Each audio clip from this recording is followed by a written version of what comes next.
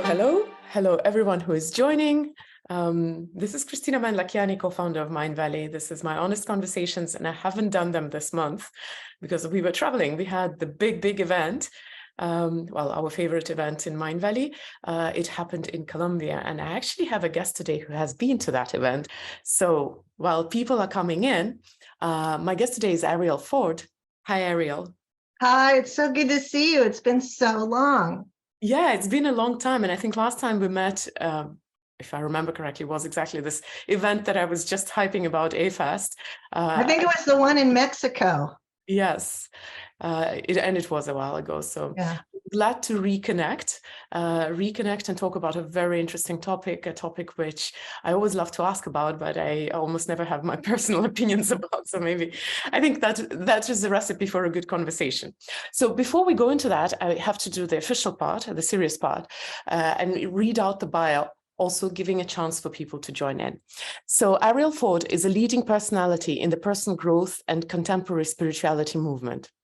For the past 30 years, she has been living, teaching, and promoting consciousness through all forms of media. She's a celebrated love and relationship expert, author, and speaker. Her mission is to help people find love, keep love, and be love. Arielle is the author of 11 nonfiction books, and her 12th book is a novel. It's actually a fiction novel, The Love Thief. It's launching in June 27th, 2023, so this year, very soon. A story of love, betrayal, and unexpected transformation with a juicy revenge subplot and a surprise ending. And it's inspired by actual events. And on my, not such an official introduction, one of my dearest friends in this world, I know, really has used Arielle's help a lot in her personal relationships. And Arielle, I believe you've saved my dear friend's marriage. So my guest today comes with really warm recommendations from me and from the person that I truly love, my dear friend. So welcome, Arielle, back to Mindvalley. Thank you. It's really fun to be with you. You look fabulous, by the way. Thank you. I think it's the northern atmosphere. We are like in a fridge here. We are preserved. So we're going to talk about love today, what love is and what love isn't. And of course, knowing your background, I would make an assumption that we're going to talk about romantic love, but I do want to start in my nerdy way and talk definitions a little bit. What kind of love are we going to be talking about exactly? And, is it a stretchable concept, or are we going to be focusing exclusively on romantic love and love in a marriage? We'll probably hit all of those topics, but what I really like to do for people is define what love is, because it's one of those things, you ask 100 people, you'll get 100 definitions. And for most people, when you ask them, what is love? They think of love as the state of being in love, where it feels like water tastes wetter and air smells cleaner and there's champagne bubbles running through your system, and they think that love is a feeling. And it's true, there are some feelings to love, but the state of being in love is not what real love really is. That is nature's trick to get us to procreate. It is the world's greatest drug high, but it is in fact a high. Because when you meet somebody and you have that intense attraction and you go into the state of being in love, you don't really know them. So you have this great feeling going on, but it doesn't really have much connection to what love is. So for me, love is a behavior. Love is a choice. It's a decision. It's an action. It's a way of being. And anybody who's been married to their soulmate can tell you that even when you're with your soulmate life partner, there will be days that you hate them, but it doesn't mean that you don't love them. So understanding what love is really important. The other part of it is people think that if they don't have a romantic partner, then they really don't have love in their life. And that's sort of a big fat lie, because first, let me tell you what my definition of a soulmate is, and then I'll explain why it's a lie. So I believe that first and foremost, a soulmate is somebody you can completely be yourself with, somebody with whom you share unconditional love. And when you look into their eyes, you have the feeling of being home. So if you accept that definition, the truth is we all have many, many, many soulmates. It could be our parents, our children, our siblings, our coworkers, our best friends, our dogs, our cats, because they fit into that.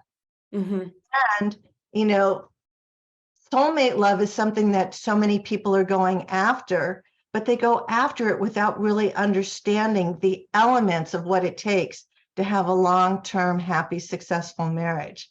So if you want, we can get into that as well. Yes, I definitely want to go into a long, successful, healthy marriage. But before that, what I want to ask are a few questions.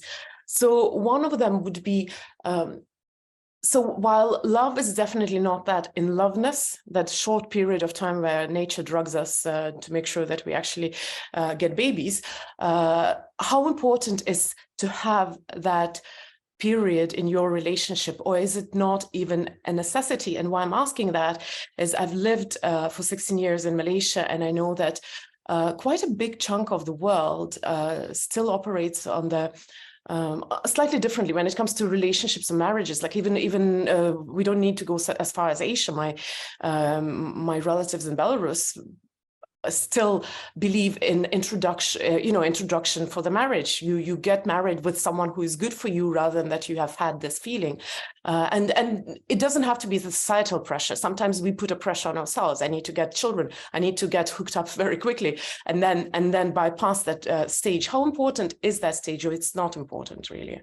You know, I used to think it was the most important, and now I no longer do, because I know that once you commit yourself to somebody and you take sacred vows and you have the most important elements of what it takes to be successful, then real mature adult love grows over time and deepens. Otherwise, how do people stay together for 60 or 70 years?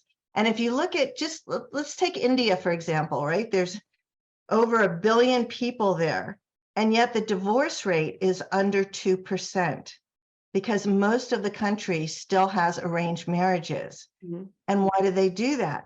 Because they do it from a very smart point of view. They're making sure that the cultures are in alignment, the families are in alignment, and there's enough common ground with which to start a family. So, they could meet and be married in 7 weeks or 3 months, generally very quickly, and yet a lot of times it works. So it's one of those things, it's sort of per the individual, but it's also not necessary. I like to call the state of being in love the socially acceptable form of insanity.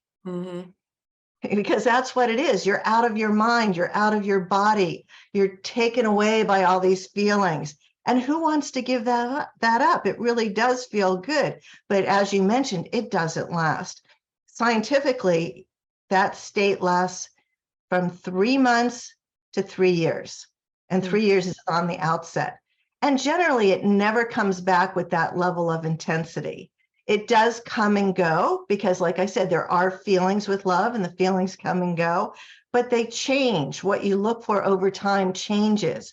As human beings, some of the things that we all need and crave is to be with somebody with whom we feel emotionally and physically safe, right? We need our safe place to land. We need to be able to trust our partner, to know that they've got our back, that that we are to get in this together.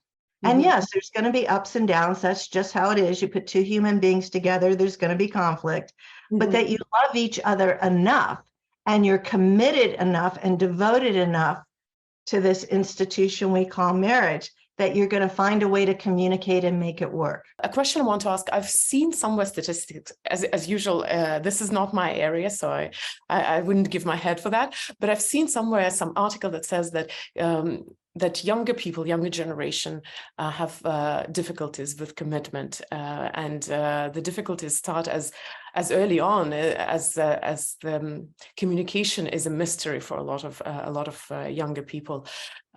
So what's your observation, since you work with couples, you work with people,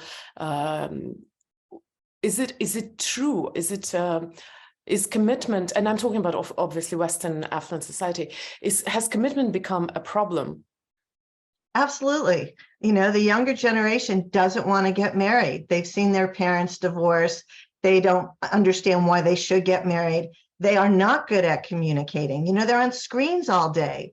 They're really good at texting, and texting is the absolute poorest way to communicate. The client tech, well, right, but the women that I coach, which tend to be a little older, they tend to be over 40. I tell them, whatever you do in the beginning, do not waste any time texting with somebody you don't know. Texting at that stage is 5 words. I'm looking for parking. I'll be there in 5 minutes. But if you get into these hours of texting, you're just wasting time because you don't really know them. It's very one-dimensional. And some people can be great at being connected by texting, but then you get in front of them in real life and there's just no energy there. There's no communication. The conversation can't flow because they can't talk. So right now what's happening, I've been reading some articles on this, in certain countries like Italy and South Korea, economically, they're starting to suffer because the younger generation is not getting married and not having children. So there's nobody there to fulfill the jobs, nor is there anybody there to raise children. So it is a real problem. But what would you say to people who insist that, well, the world changes, we change, we as humans change, and maybe that idea, and I'm playing devil's advocate right now, maybe that idea of, a relationship for your life isn't working anymore for a simple reason that we live so long and we're so exposed and our lifestyle is different. Yes, that's absolutely true. And what I like to tell people is that even soulmate relationships can come with an expiration date. You can be married to somebody for 15, 20 years, have children with them, and then it's just time to move on. It doesn't mean that anybody did anything bad or wrong. It's like the eggs went bad, right? They're only good for a certain amount of time and then they're not so good anymore. So, and just because you leave a soulmate partnership doesn't mean they're no longer your soulmate. You don't have to stop loving somebody to get a divorce. You can just do what's in the best interest of the family unit. And it may be in the best interest that you live down the street from each other, or you live, 17,000 miles away, whatever that is. So things are changing. I don't have the answers to any of it. What I can tell you from personal experience is that for me, having a committed, devoted partner that you can count on, especially as you get older, is priceless. It's just, life is hard, right? And you get to an age like, not only are we living older, our parents are living longer, right? So I just read a study the other day that said the worst age for married women with children is 48. That is the lowest of their entire life. That's when they're the most unhappy because they have children, likely teenagers, and they have aging parents, and they probably have a job, and nothing's really working. What I can tell you now that I'm 70 years old is that after 50, life gets so much easier and so much better. So what's the future look like? You have to decide, what is it that your soul is most calling for?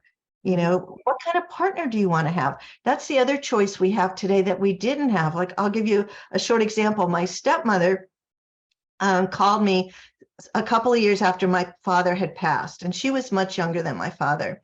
And she said to me, I'm ready for another relationship. She said, I've already been divorced once, and now I'm a widow, and I definitely don't want to get married again, but here's what I want. I was like, okay, Judy, tell me what you want. She said, I want a committed partner that I have dinner with on Tuesday nights. We're together on weekends.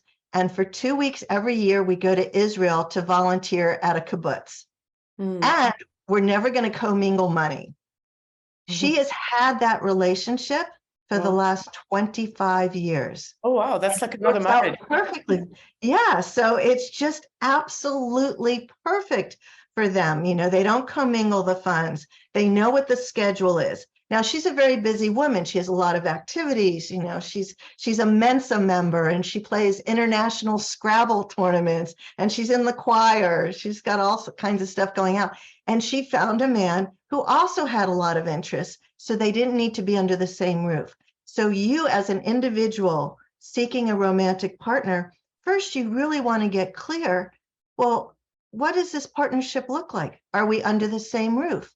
Are we going to have children together? Are we going to be a blended family? Or do I want somebody whose kids are grown up and gone, and mine are grown up and gone, and we're just going to do X, Y, Z together? So you get to design it. And for those of you out there thinking all the good ones are taken, I live in the wrong part of the city, wrong part of the world. That's all bullshit, really, totally. There are over 8 billion people alive on the planet today.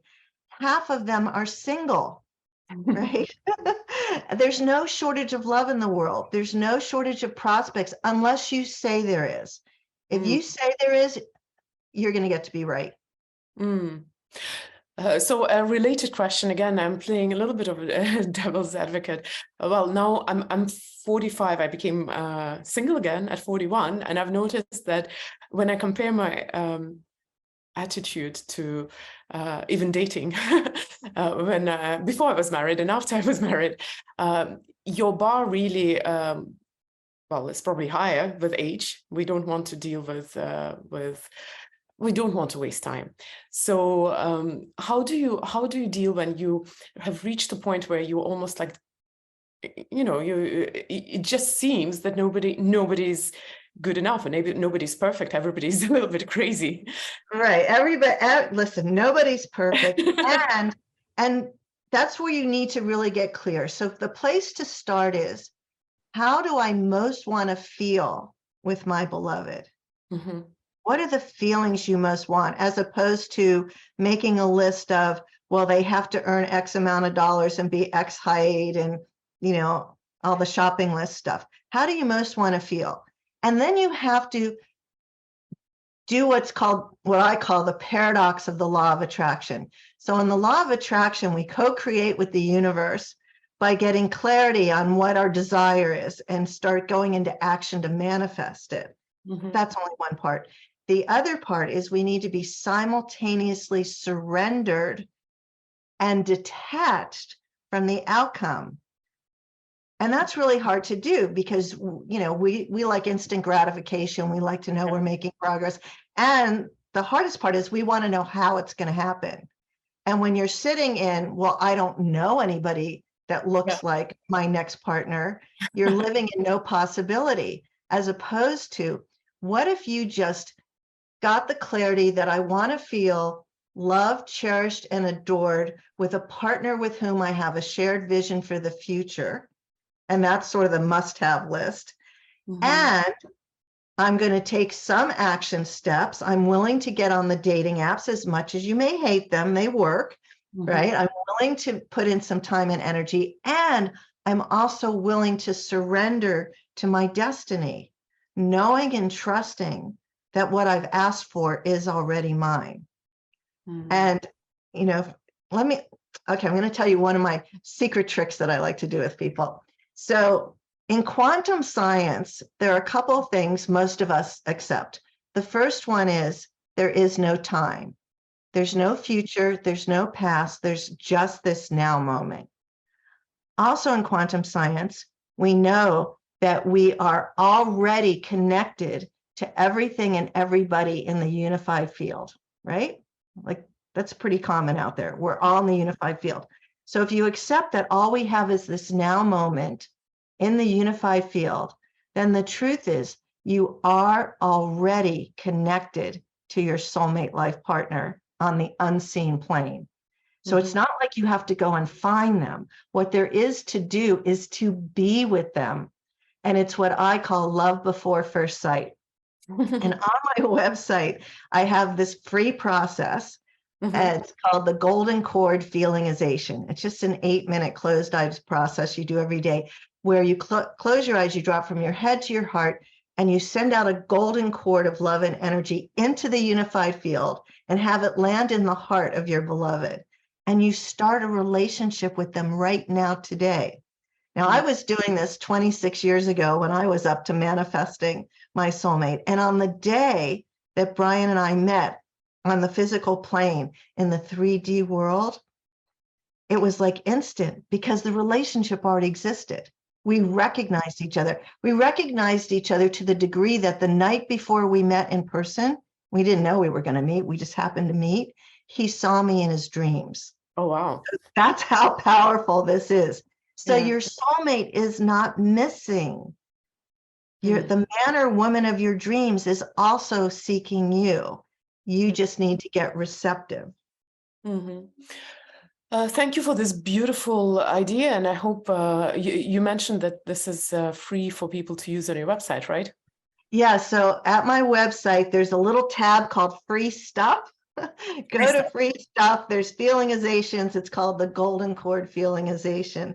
Yeah, it's just magical how it works. And you know, as you're opening your heart to more love, remember that there are many kinds of love. And so for those of you who are living in, I have a love deficit, I don't have enough love in my life, I offer a daily gratitude process where you begin each day by dropping into your heart and visualizing each person in your life that is your soulmate. Like I said, it could be your parents, your children, your siblings, your best friends, your cats, your dogs.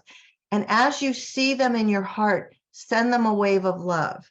And if you do this every single day, you make your heart magnetic to romantic love because you're vibrating at the frequency of love. You're filling yourself up with the truth, which is you already have an abundance of love. You're just looking for that romantic piece. I know that there is also such a phenomenon, and it happens in the marriages, probably outside the marriages as well, where when a woman, for example, is starved of the romantic love, she replaces it with the love for her children and in a way runs away into it. Is it possible to overdo the idea that you have abundance of love, but this one piece is missing and you kind of try to drown it by other kinds of love?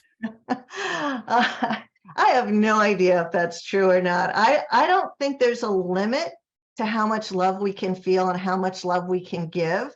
Now, there are, of course, psychological things. You could get too codependent, right? Because the ideal relationship is where you're interdependent and you count on each other, as opposed to, okay, my identity is that I'm mom and I'm going to take care of everybody and I'm not going to let anybody take care of me. You know, and I think that's an issue for a lot of women. You know, we're used to giving, not so much on receiving. So learning how to receive is very important. And we can start by, you know, your subject, your expertise of self-love and self-care. Now, one thing people like to ask me is, do I have to love myself in order to find love? And I don't believe that's true. And here's why. When you could wait forever, depending on how, you know, lack of self-love you have. And B, when you're with somebody else who loves you and you see the love coming out of their eyes to you, you fall more in love with yourself. You feel more lovable when you're in a relationship. So this whole stuff, well, I'll look for a relationship when I lose 20 pounds, when I finish my therapy, when I get a better job, you know, when I move to a bigger place. All these excuses women in particular make to not have love just aren't true. It just isn't true. So having more self-love is great and important, and it's not essential to finding romantic love. I would absolutely agree with you, because my observation is that if anything, people don't love themselves much at all. And if that was correlated, we wouldn't have any relationships around us, because very few people know the healthy way of self-love. But we do have fads. I'm sorry, I hope I didn't interrupt you. No, I was just gonna say, I watched this interview one day. Somebody was interviewing Oprah, and I remember her talking about how she said to the person interviewing her, you know, I've interviewed everybody, kings, queens, presidents, rock stars, everybody. And she said, you know what all of them said to me at the end of the interview? Every single one of them, including Obama, was that okay? We are just insecure human beings. Imagine Obama or Beyonce or whoever doing an interview and then saying, was that okay? Because that's who we are. It's just natural. So if your core wound is self-love, you can read all the books and go to all the workshops and you can improve by a lot. But at the end of your life, you're still going to die with your core wounds. That's just sort of the big joke about personal development, that, oh, this is the workshop that's going to fix me. And what I've learned after all these years, both taking the workshops and giving the workshops, is that we will improve, but whatever stuff we came in to work out, it's going to be with us on our deathbed. Well, thank you. Yes, it was a very, very cool story. I might actually retell it later. We do have Faz. Faz, sorry for keeping you waiting, but please do join us and ask a question. Hi, Hi. nice to be here today. Thank you so much for this topic. I just wanted to quickly ask in terms of how do you know when somebody is the one, and can we have more than one soulmate? Yes. So yes, we can and do have more than one soulmate. The question is, are they really the best possible selection to be your life partner? So you could totally be able to be yourself with them, have unconditional love. You look into their eyes and you feel like home. And they could be a drug addict, or they could be, they could have all kinds of issues or not want what you want. So in the beginning of this interview, we were talking about the elements that it takes to have a long-term, happy, committed relationship. So what those are is connection, compatibility, clear communication, which thank God can be learned, chemistry, although chemistry is the least important, and the most important is a shared vision for the future. Shared vision for the future. So yes, we both want to be married and we want to live in the same house together 24/7, and we want to have children, and we both like to, travel or something like that. Now, you don't have to have everything lined up where everything's the same. That's not important, but a shared overview vision. I want to live on this continent, but he wants to live on that continent. It's just not going to work. Or I know that I'm meant to have 4 children. He doesn't want kids. He's allergic to kids. It's not going to work. Now, the other part of that question was, how do you know if they're your soulmate? So I believe that you need to spend a minimum of 1 year dating somebody where you get to know their friends and family. They know your friends and family. You know that you can trust them. They do what they say they're going to do. They show up when they're going to show up. They're financially responsible. That's a really big one. It doesn't matter how much money they have. They need to be financially responsible, right? And that you have this shared vision for the future. And yeah, they can't. I would say if there's active addiction or really bad behavior, you can't commit your life to somebody in that state. I hope that answers your question, Faz. Brilliant. Thank you so much for clarifying, because it seems to me that there's a good couple of things to look out for, really, and in order to make a decision. And then that kind of leads me to the question, is it a logical decision or an emotional decision?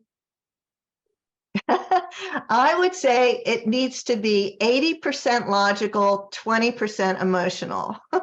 At this point, when I was a younger person, before I committed my life to being a student of love, I would have said 80% emotional. But now that I understand really what it takes to spend your life with somebody, it's got to be a lot logical, which is, sort of backs up why arranged marriages tend to work out, because nobody's thinking about emotions there. They're thinking about, on all the holidays, can all the families be together? And, is it whatever all those elements are. I'm addicted to that show, Indian Matchmaking. Have you guys seen that show on TV? I've seen it in real life. I'll bet. Well, I haven't, but I've seen it on TV. So yes, Faz, I would say 80% logical, 20% emotional, and probably a lot of people would disagree with me. Brilliant. Thank you so much for answering, because it does remind me kind of like love grows afterwards, um, rather than love at first sight. So yeah, brilliant. Thank you so much. You're welcome.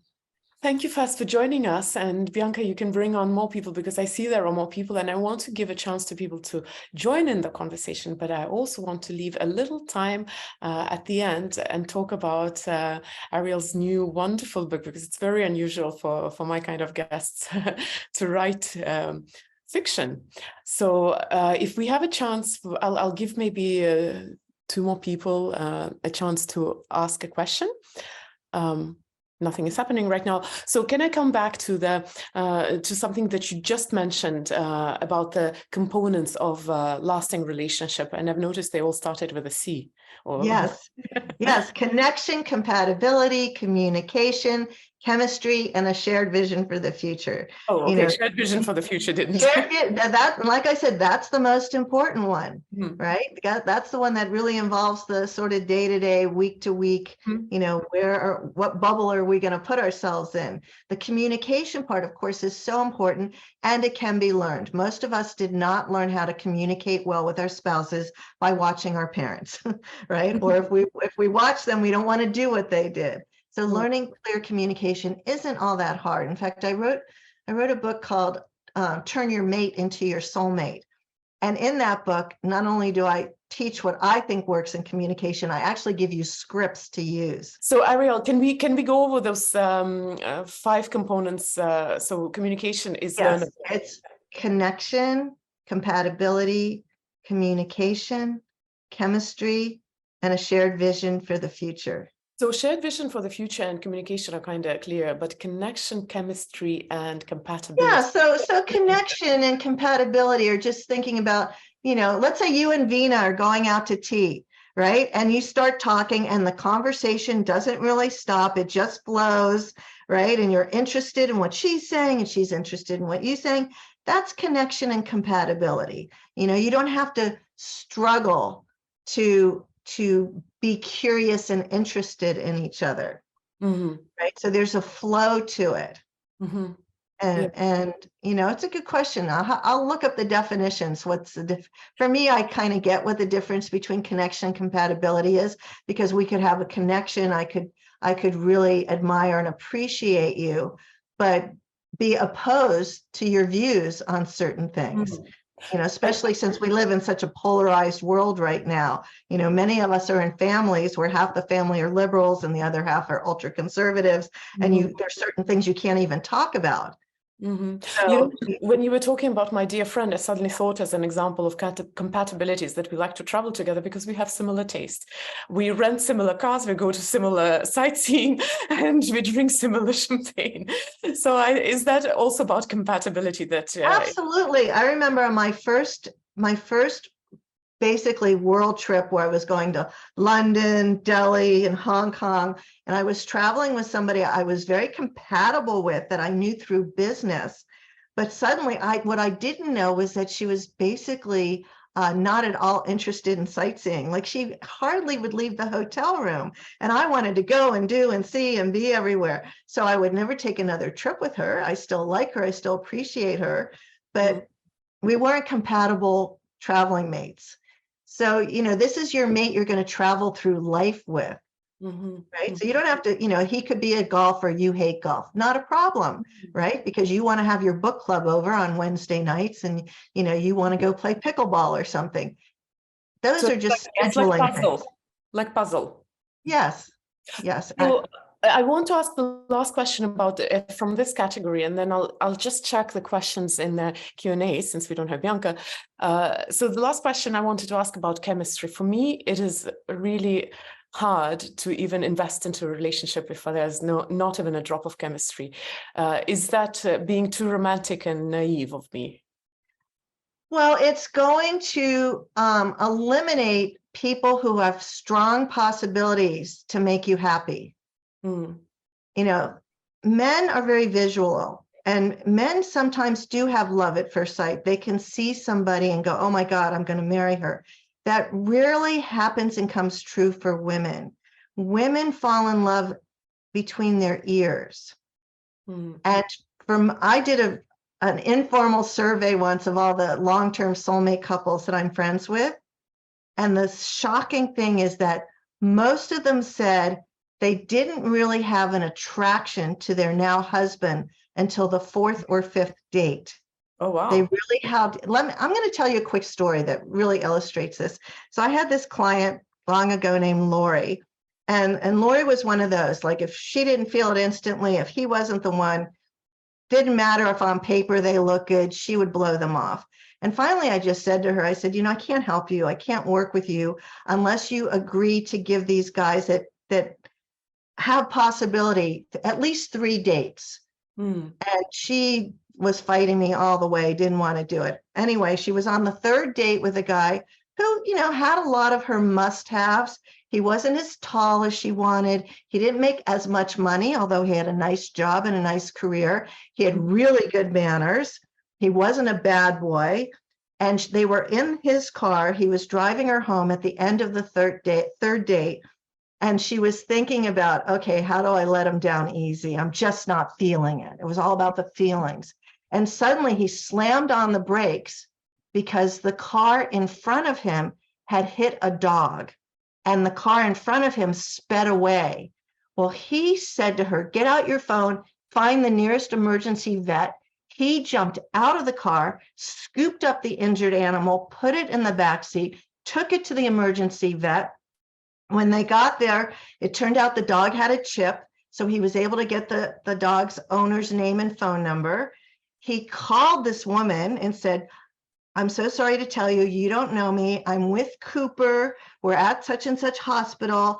He only has a broken leg. I'm going to bring him home to you in a little while. And it was at that moment she fell in love with him. And they're now married and have 2 children. Oh. Because that's what it took for her to see. This is the kind of man you want to be with. Somebody who is compassionate, who takes action, who will be there for you. But had she broken up with him at the end of this 3rd date, she'd probably still be alone. So you need to give people a chance to show themselves. If all you're going for is the good feelings, well, then, just go have lovers. Go find, sexy, hot Latin guys in Miami, for short periods of time. But if you're looking for a life partner, then you got to give them a chance. Yeah, I hope your client actually sends Cooper gifts on a yearly basis. I'll do check the questions because the questions are here, but I want to ask about the book also. So Yvonne asks, hi Arielle, what are your recommendations on how to attract my soulmate? Now, you know what? I'll read a few questions and then you'll say, but I will look at the shorter ones. SA is asking, how do you heal a fearful avoidant attachment style? Wow. Hillary is asking, any tips for how to get your partner to communicate their vision? So many good questions. Maybe we need another interview. Just curious. We probably do, because those are great questions. If you don't mind, I'll choose, because my God, there are many good questions. But Nick Bolger is asking, just curious, what's your view on open relationships? I'm also curious. Okay, so I am 100% against polyamory. If what you're up to is saying that you want a long-term committed relationship. I have been witness to several of these relationships, especially when there's just 3 people involved. They never work out in the long term. Somebody always gets hurt. I really believe that we were meant to be in 2s, not 3s or 4s or groups. If you're young and you're horny and you got lots of hormones going and you want to have fun and you want to experiment, then go for it. But don't call it, this is who I'm going to spend my life with, because I've never seen one of those work out long term.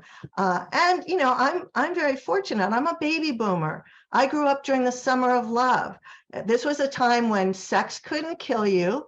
You could trust your drug dealer, and we had the best rock and roll music in the world. So I partied like crazy. I had all those experiences.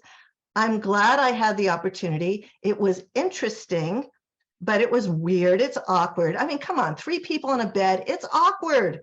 All right. That you need a stunt coordinator to make it help. So even though I know with Gen X and millennials, polyamory is kind of like the hot thing. I actually won't coach anybody that wants coaching in that area. For me, I like to work with people who are serious. I want to spend my life with somebody. I want to be devoted to somebody. I want them to be devoted to me. I want to raise a family and co-parent with somebody. That's something I know a lot about. Polyamory thing, it's like, go have a summer of love if that's what you want to do. But don't think it's like, oh, we'll be together as a threesome for the next 60 years, because it won't work. Thank you so much for this answer. I really appreciate it. And if you remember any of the questions that maybe you wanted to ask, answer, then the ones which I just read, I can let's see. Okay, so there's one here from Paulina. What isn't love, and how much should we sacrifice of ourselves? I don't think anybody needs to sacrifice anything. Okay, so love is a behavior. Let's remember it. It's a choice, it's a decision, it's an action, it's a way of being, right? So if somebody loves you, then your happiness is as important to them as their own, right? So if you're the only one giving, well, you're probably going to die young. You're going to use yourself up, so that's not love. That's being a martyr, and I don't know if you're familiar with the Enneagram. Yes. Okay. So in the Enneagram, a 2 is somebody who's a giver. They're the person who you always want to run to. They're there to hold you and hug you and give you advice. The dark side of the 2 is a martyr, because they know they're always giving and nobody's ever giving to them because they don't know how to receive. Now, Dr. Phil, you may not know who Dr. Phil is, but he's very famous here in the United States. He said something on a show once that I never forgot. He said, we train people how to treat us, which is where your work comes in, self-love. When somebody sees how well you take care of yourself and you're taking care of them, they can't treat you like a doormat because you would never stand for it. That's so true. Thank you. Yes, it's been a very pleasurable interview, and unfortunately we're coming very close. I would normally be finishing the interview now, but I won't, because I want to ask you about your new book. It's rather unusual for teachers in our industry to write a novel. So I want to ask, obviously, what the book is about, but also a more pressing question is, why a novel? You've written 11 books, they're not novels. It's a great question. So it was never on my to-do list to write a novel, ever. And yet this book came to me like a movie in my head, and it wouldn't go away. It was torturing me, and I didn't want to write it. It was making me nuts. The title came, the first line came. I started seeing where the story was going, and I finally realized that if I were going to write this book, I'd have to go back to Rishikesh, India, where most of the book takes place, because even though I'd been there before, I'd never looked at it from the point of view of feeling, smelling, tasting, everything that goes on there. And I said to God one day, I said, okay, if I'm meant to write this book, if it is my destiny to write this book, then I need to manifest a round trip business class ticket to India, which at that time was like $7,000. And I didn't want to spend $7,000. 48 hours later, I had the ticket in my hand, I went to India. And all the stuff I was seeing in my head as a movie, I was seeing in Rishikesh. I was tripping over my own story. So it became very clear that somewhere in the ethers, before I took shape into this life, I had agreed to write The Love Thief. It took 4.5 years, and the story is about a 38-year-old single woman named Holly, and her entire life, her dream has been to have the white picket fence, to get married, to have children, to be the best mom ever. That's been her entire goal. Now she's 37 and a half. It hasn't happened. She's trying to figure out if she should freeze her eggs, and she ends up meeting Prince Charming. And it's like magic, like everything she ever hoped for starts to come true. And it turns out that he's a toxic narcissist / sociopath. He breaks her heart, steals her money, crushes her dreams, and she thinks her life is over. And what happens is she ends up going to India, not because she's spiritual. She's not. She's an anti-believer. but because she's a chef and she wants to go to cooking school there. And while she's in India, she begins to have all these mystical, magical experiences that end up healing her heart, while simultaneously finding out that her ex-fiance is a criminal, and the FBI comes to her, and she ends up able to get revenge on him. So it's a spiritual love story, romantic thriller that has a lot of deep psychological and spiritual wisdom woven into the characters. And not only is it going to be a book, but there's a big time Hollywood producer who fell in love with it, and it's also going to be a streaming series. Wow, that's exciting. So on this exciting note, I'm going to ask you, I'm reminding everyone that the book is coming out on the 27th of June this year. I believe in US mostly, or probably No, it's available everywhere. And there's a website up. It's called thelovethief.com. And you can actually pre-order the book now. And when you pre-order it, there's a huge bonus. What I did is I went to the top 8 yoga experts in the world, people like Sean Korn, and each of them chose an emotion out of the book to create a yoga pose and yoga philosophy to heal it. So it's betrayal, in fact, betrayal, heartache, grief, anger, uncertainty, connecting to the divine. So you get this whole free yoga video series if you go and pre-order the book at thelovethief.com. So thelovethief.com, do it. It does sound like a really delicious book. And thank you for not giving away the spoiler as to the revenge. But yeah, thank you. Thank you so much for this wonderful conversation. It was a pleasure, really a pleasure. It's nice to reconnect with you. And yeah, I feel that this time wasn't enough, but thank you. Thank you for what we had. Thank you. Thank you. Thank you, everyone who joined in. I'm sorry I couldn't bring you up to join the conversation. And, you know, if you insist, we can have another meeting and answer all those pressing questions. And I know that there are a lot of interesting topics we never covered. So, yeah, talk to you soon. Bye-bye. Bye. Oh, my God, don't leave yet. I forgot the most important part. What? Guys, leave a heart for my wonderful guest. I haven't done it in such a long time. In the chat, leave a heart for my wonderful guest. You know it. You should have reminded me. And everybody who's going to be watching it in the in recording, leave a chat in the comments. Yes, finally the hearts are coming in. I was feeling something was missing. I think there was so much love in the air that maybe it wasn't really missing. But thank you guys for the hearts. And now, really, bye-bye.